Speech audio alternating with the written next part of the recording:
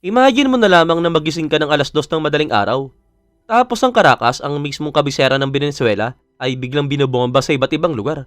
Mga tama na halatang planado at sabay-sabay, tunog ng mga helicopter. Bigla ang brownout, makapal na usok, naglalagablab na apoy at isang galaw na malinaw na sumusunod sa doktrina ng Special Forces. Bulagin, putulin, iparalyze, pasukin, kontrolin, at sa hindi inaasahang paraan ay ilabas. Dahil oo, si Nicolas Maduro at ang kanyang asawa na si Cilia Flores ay nadakip at inilabas mula sa Caracas, Venezuela ng Delta Forces ng Estados Unidos. At ito ang nag-iisa at opisyal na litrato sa ngayon ni Nicolas Maduro matapos mahuli sakay ng barkong pandigma ng USS Iwo Jima. Sa video na ito, ipapakita namin sa inyo ang isang detalyado, technical at sunod-sunod na reconstruction ng operasyong militar na ngayon ay tinatawag na Operation Absolute Resolve o Operasyong Ganap na Resolution, isa sa mga pinaka-nakakagulat na operasyong militar na nasaksiyan ng Latin America sa loob ng maraming dekada. Pero bago natin simulan yan, kung bago ka pa lamang sa aming channel, huwag mo sana kalimutan na mag-subscribe para naman lagi kang updated sa mga ganitong uri ng video. Para maunawaan kung paano nauwi sa pagkakadakip kay Nicolas Maduro, kailangan muna nating bumalik ng kaunti at ilagay ang mga pangyayari sa mga tamang konteksto at hindi ito mahaba pangako. Noong September 3, 2025, umabot sa antas na hindi pa nakita sa loob ng maraming dekada ang tensyon sa pagitan ng Washington at Caracas. Sa araw na yun, hayagang inanunsyo ni Donald Trump na 11 narco-terrorist ang nakitil sa mga tinarget at eksaktong pag-atake laban sa mga narcoboat sa karagatang bahagi ng Timog Caribbean. Inilahad dito bilang isang direktang opensiba laban sa mga maritime trafficking network na ayon sa Washington ay mayroong koneksyon sa mismong inner circle ng rehimen ng Venezuela. At imbis na uminto, lalo pang nagpatuloy ang mga kinetic attack laban sa mga sasakyang pandagat sa mga sumusunod na linggo. Subalit ang tunay na pagbabago ay dumating noong November 16, 2025 nang pumasok sa Timog Caribbean ng aircraft carrier na USS Gerald R. Ford, napakalapit na sa teritoryo ng Venezuela. Sa parehong panahon, formal na inanunsyo ng Estados Unidos ang pag-activate ng Operation Southern Spear na opisyal ay pinakilala bilang kampanya kontra ay pinagbabawal. Direktang inakusahan ng operasyon ng government ni Nicolas Maduro ng sistematikong ugnayan sa mga pinagbabawal at trafficking ng Venezuela at Colombia, lalo na sa tinatawag na Cartel de las Soles. Mula sa mga sandaling yon, hindi na lamang salita o retorika ang Southern Spear. Isa na itong tuloy-tuloy at aktual na kampanyang militar. Sunod-sunod na pag-atake laban sa mga narcoboat at semi-submersible vessel sa Timog Caribbean at pati na rin sa mga international water ng Eastern Pacific at oo, pati mga Colombian narcoboat. Batay sa mga pinakahuling datos na available hanggang December 31, 2025, talagang malinaw ang naging resulta, hindi bababa sa 150 na katao ang nakitil at tinukoy bilang narco-terrorist. Sa 35 na magkakaiwalay na pag-atake laban sa 36 na sasakyang pandagat mula sa narcoboat hanggang semi-submersibles. Subalit habang lumilipas ang mga buwan, unti-unting nagbago ang tono ng diskurso at lumilitaw ang isang salik na laging nagpapakaba sa mga strategies sa pandaigdigang merkado at sa mga government sa buong mundo, ang langis. Noong December 11, 2025, gumawa ang US ng isang hakbang na hindi pa kailanman nangyari, ang pagkumpiska sa kauna-unahang oil tanker na may kargang langis mula sa Venezuela. Ang barkong skipper ay may dalang Mary 16, isang uri ng mabigat at mataas ang acidity na crudo na siyang tatak ng production ng Venezuela. At hindi doon nagtatapos ang escalation. Pagkalipas lamang ng 6 na araw noong December 17, inanunsyo ng Washington ang isang ganap at total blockade laban sa lahat ng oil tanker at non-oil vessel na sakop ng parusa. Ipinagbawal ang kanilang pagpasok at paglabas ng Venezuela, anumang bandila ang kanilang dalin. Sa praktikal, ito ay isang pang-ekonomiyang maritime siege. At para mas lalong lumitaw ang mensahe, ilang araw lamang ang lumipas ay inanunsyo ang pagkumpiska sa ikalawang tanker at kinabukasan, ikatlo naman. Dagdag pa rito, pinursigi pa ng mga Amerikano ang ilang linggong habulan sa Tanker 1 na Bella 1. At dito na tayo dumating sa point of no return. Noong January 3, 2026, wala nang babala, wala nang press release, wala nang bagong sanksyon. Sa halip, isang diretsong suntok ang tumama sa mismong puso ng Chavismo sa Venezuela. 1:50 ng madaling araw, oras ng Caracas, may mga kakaibang tunog ng maririnig sa kalangitan. Bago pa ang liwanag, bago pa ang pagsabog, bago pa man ang blackout. Isang malalim at tuloy-tuloy na ugong ng mga high-performance aircraft engine at ang tunog ng mga helicopter sa malayo. Pagsapit ng 1:55 AM, sunod-sunod na ang alerto sa Venezuela na social media. May kakaibang ingay, may nangyayari sa langit, at malinaw, hindi ito simpleng eroplano. Eksaktong alas 2 ng madaling araw, nagsimula ang yugto na magtatakda sa buong operasyon. Malakas na pagsabog ang yumanig sa timog ng kabisera at halos kasabay nito, malalawak na bahagi ng lungsod ang binalot ng kadiliman. Ang unang pangunahing target ay ang Fuerte Tiuna, ang pinakamahalagang military complex ng Venezuela. Dito matatagpuan ang mga opisina ng pinakamataas na antas ng pamunuan, kabilang na ang Ministry of Defense, ang General Command ng Hukbong Katihan, at ang Strategic Operational Command ng Sandatahang Lakas ng Venezuela. Ayon sa mga ulat, makikita ang mga apoy mula sa ilang kilometro ang layo, kasabay ang isang napakalaking haligi ng usok na umaakit sa kalangitan. Nang pumasok na ang 2:10 ng madaling araw, tinamaan naman ng Generalissimo Francisco de Miranda Base na mas kilala bilang La Carlota. Iniulat ang maraming pagsabog, makapal na itim na usok sa ibabaw ng lungsod at pinsala sa mga runway at hangar. Mula sa pananaw ng taktika, perpekto itong tumutugma sa isang klasikong priority. Sirain muna ang aviation ng kalaban bago pa ito makaresponde. Kung ang plano ay magpasok ng mga special operation helicopter sa isang hostile na kabisera, may isang panganib na mas mabigat kaysa sa lahat. Ang possibility ng isang kaaway na jet o helicopter ay gawing madaling target ang isang transport helicopter tulad ng Chinook. Kaya sa logic ng operation na ito, ang La Carlota ay hindi optional, ito ay isang obligadong target. Sa puntong yun ng madaling araw, ang Caracas ay hindi na lamang nalilito. Ito ay strategically isolated habang unti-unting nawawala ang kontrol nito sa himpapawid. Bandang 2:18 AM, nagsimulang iulat ang mga anti-aircraft siren, mga galaw ng security at isang mahigpit na security cordon sa paligid ng palasyo ng Miraflores. Batay sa mga payag ni Donald Trump, alam na natin ngayon na si Nicolas Maduro ay malamang na tumatakas mula sa palasyo ng Miraflores patungo sa isang safe house na lugar o pangresguardo, subalit hindi niya na ito naabot. Ayon mismo kay Trump, nasa isang bahay siya sa mas mukhang kuta kaysa ordinaryong tirahan. Mayroong itong mga pintuang bakal at isang security room na napapalibutan ng solidong bakal sa lahat ng panig. Sinubukan niyang makapasok doon pero napakabilis ng naging pag-atake kaya hindi niya na nagawa. Handa kami, may dala kaming malalakas na torch para butasin ang bakal kung kinakailangan. Pero hindi na namin kailangan dahil hindi na siya umabot sa bahaging yun ng bahay.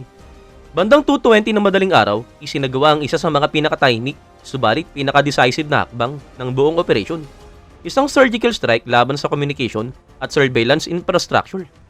Halos sabay-sabay na na-neutralize ang mga antena, radar system, at isang critical na communication node na matatagpuan sa Cerro El Volcan sa pamamagitan ng eksaktong mga pambobomba. Pagsapit ng 2:27 AM, iniulat ang pagkatake sa Igorote Airport. Ang maagang pagsasara ng mga rutang ito ay isang klasikong galaw sa mga operasyong tumatarget sa high-value individual. Isang paraan upang putulin ng lahat ng posibleng ruta ng pagtakas. Bandang 2:35 AM, naiulat ang mga pagsabog sa pantalan ng La Guaira at sa mga paligid ng Mayqueta International Airport.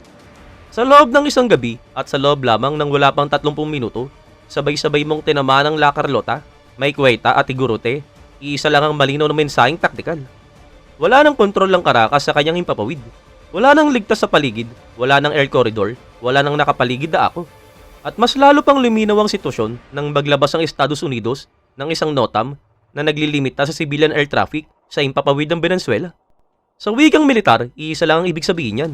Ang airspace ng Venezuela ay opisyal nang pumasok sa rehime ng operasyong militar. At sa ngayon, dito na tayo dumarating sa pinakaubod ng buong operasyon. Ang pagkakadakip kina Nicolas Maduro at si Lia Flores na naganap bandang 2:01 ng madaling araw, oras ng Caracas. Batay sa mga ulat na pinaghanguan ng reconstruction na ito, ang mismong capture operation ay isinagawa ng 1st Special Forces Operation Detachment Delta na mas kilala sa tawag na Delta Force. Kilala rin ng unit na ito bilang Combat Application Group o CAG o sa mas simple, ang FERSA Delta. Ang pagpasok ng Delta Force ay sinagawa sa pamamagitan ng air insertion na pinangunahan ng 160 Special Operation Aviation Regiment, ang mga alamat na kilala bilang Night Stalker. Ang mga video na nagpapakita ng presensya ng MH-47G Chinook helicopter ay malinaw na ebidensya na aktibong kasangkot ang Night Stalker, na may malaki ang insertion ng mga Delta operators kasama ang mabibigat na kagamitan at may kakayahang agarang extraction kahit pa nasa ilalim ng putok ng kalaban. Ang MH-47G Chinook ay hindi isang ordinaryong helicopter. Ito ay kayang lumipad sa napakahabang distansya, mag-refuel habang nasa ere, at mag-ooperate gamit ang advanced navigation system para sa low-level night flights. Perpekto ito para sa mga operasyong tahimik, mabilis at eksakto, lalo na sa isang hostile na kabisera. Kasama rin sa mga ulat ang presensya ng mga armadong helicopter tulad ng MH-60M Black Hawk at DAP configuration na ang ibig sabihin ay Direct Action Penetrator. Ang DAP ay isang heavily armed variant na eksklusibong ginagamit ng Night Stalker. Depende sa misyon, maaari itong i-configure gamit ang iba't ibang nakamamatay na armas tulad ng 30mm cannon, kapareho ng gamit ng AH-64 Apache, M1 34 minigun sa magkabilang gilid, 70mm Hydra rocket, at AGM-114 Hellfire missile. Sa madaling salita, habang pumapasok ang Delta Force sa lupa, may nakahandang bakal sa himpapawid para tiyakin na walang makikialam at walang makakatakas. Bukod pa rito, ang mga helicopter na ito ay may YT-706 GET-700 engine na mas makapangyarihan kaysa sa karaniwang makina ng standard Black Hawk. Dahil dito, kaya nitong lumipad kahit may dagdag na bigat na armas, kahit sa mga kondisyon na matindi ang init at mataas ang altitude. Mayroon ding itong APQ-174 Silent Night Radar, isang terrain following radar na nagpapahintulot ng paglipad sa sobrang baba ng altitude, kilala bilang Nap of the Earth flight, kahit sa matinding kondisyon ng panahon habang iniiwasan ng detection. Kaya naman malinaw ang mensaheng ipinadala ng paggamit ng ganitong uri ng sasakyang panghimpapawid. Hindi lang ito isang HBT extraction, isa itong combat mission. At hindi rin maaaring isang tabi ang posibleng presensya ng AH-6 Little Bird. Mga magaan subalit napaka-epektibong helicopter, perpekto para sa urban environment, close air support, at precision surveillance sa mga masikip na kalsada. Ngayon, bandang 3:20 ng madaling araw, dumating ang sandaling walang sino man ang inaasahan, maging ang mga Venezuelan mismo. Sa kanyang official na social media account, inanunsyo ni Donald Trump na nadakip sina Nicolas Maduro at si Leah Flores na inilabas na sila ng Venezuela. Para sa mga nanonood, isang mas nakakabagabag na tanong ang biglang sumusulpot. Paano bumagsak ang isang target na sobrang protektado sa loob lamang ng ilang minuto? Yan ang tatalakayin natin mamaya, pero bago yan, hayaan nyo kaming ipagpatuloy ang paliwanag kung paano naganap ang mga sumusunod na minuto pagkatapos ang isa sa mga pinakamatapang at pinakamapanghas na operasyon na nakita ng Latin America. Bandang alas 4 ng madaling araw, ang Defense Minister na si Vladimir Padrino Lopez na may mga ulat na pinaniniwalaang nakitil ay lumitaw at napatunayang buhay. Sa isang opisyal na payag, mahigpit niyang kinundena ang pag-atake ng Estados Unidos at inanunsyo ang pagsisimula ng isang damage assessment. Ang mensahe na ito ay talagang maingat, institutional at talagang halos mechanical. Walang detalye, walang numero at talagang walang katiyakan. Subalit ilang minuto lamang ang lumipas, lumabas sa national television si Vice President na si Delcy Rodriguez. Siya ay direktang humarap sa Pangulo ng Amerika at sa isang emosyonal at galit na pananalita, iniling niya ang agarang patunay na buhay sina Nicolas Maduro at ang kanyang asawa na si Leah Flores. Nilabag, inatake at inagresyon ng aming bansa sa harap ng brutal na sitwasyong ito at ang marahas na pag-atake na ito. Wala kaming alam sa kinaroroonan ng Pangulong si Nicolas Maduro at ang unang ginang na si Leah Flores, inihiling namin sa government ni Donald Trump ang agarang patunay na sila ay buhay. Sa narrative na usapin, napakahalaga ng sandali na ito dahil ang ganitong panawagan ay may isang masakit na implication. Ang pinakamataas sa pamunuan ng Estado ng Venezuela ay walang katiyakan kung nasaan ang kanilang sariling Pangulo. At dito na rin pumapasok sa eksena si Diosdado Cabello. Bandang 30 minutes matapos ang unang pahayag, nagpakita si Diosdado Cabello, ang Interior Minister, at itinuturing na kanang kamay ni Nicolas Maduro. Subalit sa pagkakataon na ito, hindi siya nasa opisina, siya ay nasa kalye, napapalibutan ng mahigpit na security cordon, suot ang bulletproof vest at armored helmet. Isa itong klasikong kilos sa gitna ng krisis. Kapag may biglaang vacuum sa kapangyarihan, may kailangang pumuno. May kailangang magpakita ng presensya, may kailangang magpaiwatig na may estado pa, may pamumuno pa, at may kontrol pa. Hindi lamang ito para sa loob ng bansa, isa ring itong mensahe para sa buong mundo. Sa pandaigdigang level, agad na naglabas ang matinding pagkondena ang mga kalyado ng Caracas, ang Cuba, Russia, Iran, Nicaragua at Belarus. Samantala, ang mga bansang regional na matagal ng kritikal sa Chavismo ay talagang maingat ang tindig. May mga tahimik na nagbunyi, may mga nagpakita ng pag-iingat at may mga naghintay muna. Kasabay nito, formal na humiling ang Venezuela ng isang agarang emergency meeting sa United Nations Security Council. Habang ang mundo, ikaw, ako at ang lahat ay pilit pang inaabsorb ang bigat ng isang pangyayaring yumanig na sa mismong pundasyon ng pandaigdigang kaayusan, subalit makinig ka dahil dito na magsisimulang lumitaw ang pinaka-nakakagulat na detalye. Bandang 10:30 ng umaga, oras ng Estados Unidos, naglabas si Donald Trump ng isang formal na payag. Dito niya isiniwalat ang maraming mahalagang detalye ng operasyon. Nilinaw ang mga punto na hanggang sa sandaling yun ay umiikot pa lamang, biglang mga paunang ulat at pira-pirasong information. Ayon mismo sa kanya, kagabi hanggang kaninang madaling araw, sa aking direktang utos, Nagsagawa ang sandatahang lakas ng Estados Unidos ng isang pambihirang operasyong militar sa kabisera ng Venezuela. Isang hindi pangkaraniwang operasyong militar, isang malinaw at direktang pahayag ng kapangyarihan, at isang sandaling tuluyang nagbago sa takbo ng kasaysayan sa reyon. At dito na dumating ang tinatawag na cherry on top, ang opisyal na pahayag ni General Dane Kane. Isang mensaheng maingat na binabalangkas para ipaalam ang isang bagay na malinaw. Ang operasyong ito ay hindi biglaan, hindi aksidente, at lalong hindi limitado.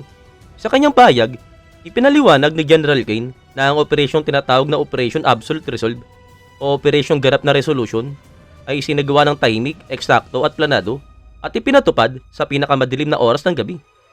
Binigyan din ng General na ang mission na ito ay nangangailangan ng ganap na coordination sa lahat ng sangkap ng Joint Force, mga sundalo, mandaragat, piloto, at iba pang unit na kumilos ng sabay-sabay kasama ang maraming intelligence agencies. Partikular niyang binanggit ang CIA, NSA at NGA. Ibinunyag din ni General Kane na matapos ang ilang buwang masusing intelligence work, nagawang ma-reconstruct ng eksakto ng mga analyst ng Estados Unidos ang pang-araw-araw na galaw ni Nicolas Maduro.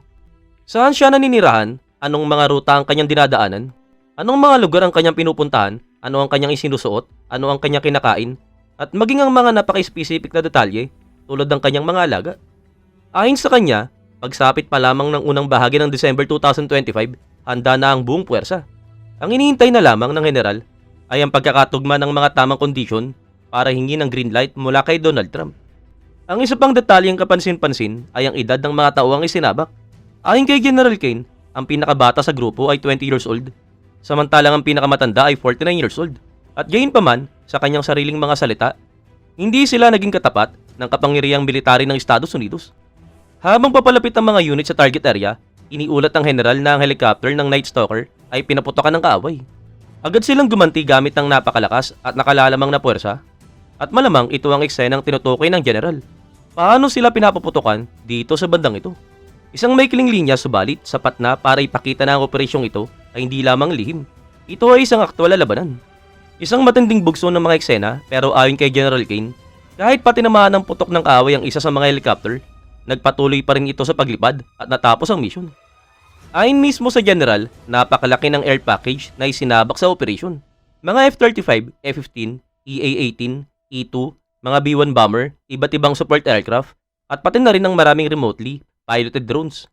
Habang papalapit ang puwersa sa Caracas, sinisimula ng Joint Air Component ang pagwasak at pag-neutralize sa mga air defense system ng Venezuela, gamit ang mga sandata na nagtiyak ng ligtas na pagdaan ng mga helicopter patungo sa target area. Habang ang helicopter forces ay mababang-bababa ang lipad at papasok na sa target, dumating sila sa compound ni Nicolas Maduro eksaktong 1:01 AM Eastern Standard Time o 2:01 AM ng madaling araw oras sa Caracas. Doon, bumaba ang apprehension forces sa loob ng compound at kumilos ng may bilis, eksaktong galaw at disiplina habang inihiwalay at kinokontrol ang buong lugar upang tiyakin ang tagumpay ng misyon. Hindi aksidente ang paghahambing sa Operation Neptune Spear laban kay Osama Bin Laden. Lumitaw ito dahil halos kapareho ang hulma ng operasyon. Elite Special Forces, Night Aviation, eksaktong insertion, mabilis na extraction. Subalit malinaw, may isang napakalaking pagkakaiba. Bukod sa katotohanang hindi nila inatake si Maduro sa ulo, ang konteksto ay lubos na magkaiba. Sa Neptune Spear, ang target ay isang nakatagong leader terorista, walang opisyal na katayuan, walang international na pagkilala, at walang formal na representation ng isang estado. Sa Operation Absolute Resolve, ang target ay isang nakaupong pangulo ng isang bansa na may $50 million na pabuya para sa kanyang pagkakadakip. At hindi lang siya ang nahuli, kundi pati ang kanyang asawa at unang ginang ng bansa. Kaya naman kahit na mula sa tactical na pananaw, ang operasyon ay maaaring ilarawan bilang malinis, mabilis, eksakto at epektibo. Mula naman sa strategic perspective, ito ay isang time bomb. Dahil hindi lamang ito pagkuha ng isang presidente sa hapunan, ito ay pangyayaring may kakayaang yanigin ang pandaigdigang kayusan. Sa international politics, ang pangyayaring ito ay nagdudulot ng mga agarang reaksyon, bagong alyansa at pagkakabahabagi, at mga hindi inaasahang epekto na halos hindi kontrolado ng sinuman. Ilang oras lamang matapos i-anunsyo ni Trump ang pagkakadakip kina Nicolas Maduro at si Leah Flores, lumipat ang operation mula sa military phase patungo sa judicial phase. Kinumpirma ni US Attorney General Pam Bondi na pareho silang formal na inakusahan sa Southern District of New York, isa sa mga pinakaimportanteng federal court sa Estados Unidos. Samantala sa loob ng Venezuela, ang atmosfera ay inilarawan bilang tense, magulo at emotional contradiction. Maraming tao ang nakaramdam ng mga isang kakaibang pakiramdam, isang damdaming mahirap iproseso. Sa Caracas, isang residente ang nagsabi na napakabira ng sitwasyon. Ipinunto niya na medyo bakante ang mga kalsada, isang bagay na maaring ipaliwanag ng oras ng umaga. Subalit tigit pa rito, dulot ng kolektibong gulat. Simple lang, hindi makapaniwala ang mga tao sa nangyayari. Subalit sa labas ng kabisera, iba ang tono ng reaksyon. May ilang Venezuela na nagsabi na hindi lang ito ang pinakamahusay na simula ng 2026. Isa ring itong pinakamahusay na simula ng aking buhay. May isa pa na nagsabi na magkahalong damdamin ang aking nararamdaman. Sobrang saya pero naalala ko rin ang aking kaibigan na nakitil sa paghahangad ng kalayaan noong 2014. Para sa amin, mga analis, ang agarang hinaharap ng Venezuela ay nakasalalay sa isang napakahalagang aktor, ang Venezuelan Armed Force. Sa puntong ito, masyadong maaga para malaman kung ano ang mangyayari. Subalit malinaw na ang hukbong Venezuela ang magtatakda ng direksyon. Kung papayagan ba nilang manatili ang mga Chavista sa kapangyarihan o magbubukas ng ibang politikal na senaryo. Pareho sina Nicolas Maduro at ang lider ng oposisyon, Maria Corina Machado, ay wala sa bansa kaya may agarang vacuum sa pamumuno sa loob ng bansa.